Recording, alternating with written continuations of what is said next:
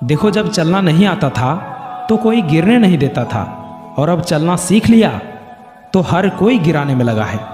सोचो कितनी कहानी होगी उसके पास, जो शख्स अब किसी से कुछ नहीं कहता। रातों को नींद ना आना, टारगेट की टेंशन होना और बेवजह हर रोज बेचैन होना।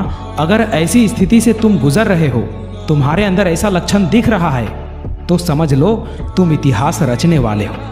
क्योंकि जो अपने कदमों की काबिलियत पर विश्वास रखते हैं वही अक्सर मंजिल पर पहुंचते हैं। अगर आप कुछ ऐसा पाना चाहते हो जो आपने पहले कभी नहीं पाया, तो आपको कुछ ऐसा करना होगा जो आपने पहले कभी नहीं किया। तुम अपने घर की स्थिति में परिवर्तन के लिए चुने गए हो। जीवन आसान नहीं होगा मेरे भाई।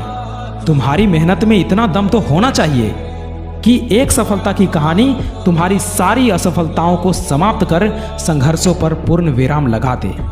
देर से बनो, लेकिन कुछ बनो जरूर, क्योंकि वक्त के साथ लोग खैरियत नहीं, हैसियत पूछते हैं। इसलिए जीवन में जो भी करो, पूर्ण समर्पण के साथ करो। उदय किसी का भी अचानक नहीं हुआ मेरे भाई। सूर्य भी धीरे धीरे निकलता है और ऊपर उठता है। याद रखना, उम्र से पहले ही समझदार बन जाते हैं वो लोग जिनके हिस्से बचपन से ही दुख और जिम्मेदारी आती है।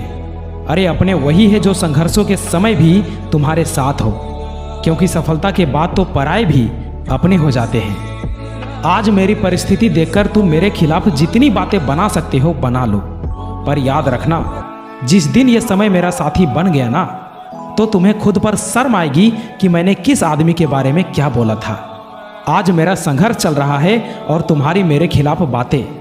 जिस दिन ये मेरा संघर्ष सफलता का रूप लेगा, उस दिन तुम्हें समझ में आएगा कि मैंने किसके बारे में क्या बोला था।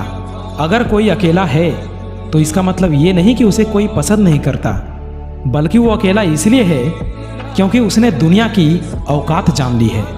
जब लोग पूछते हैं कि आप काम क्या करते हैं, तो वास्तव में वो हिसाब लगाते हैं कि आपको कितनी इज्जत देनी चाहिए।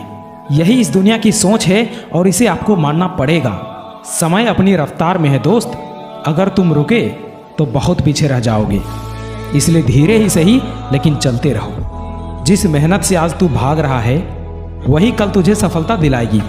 झोंक दे खुद को इस आग में, यही आग तुझे हीरा बनाएंगी।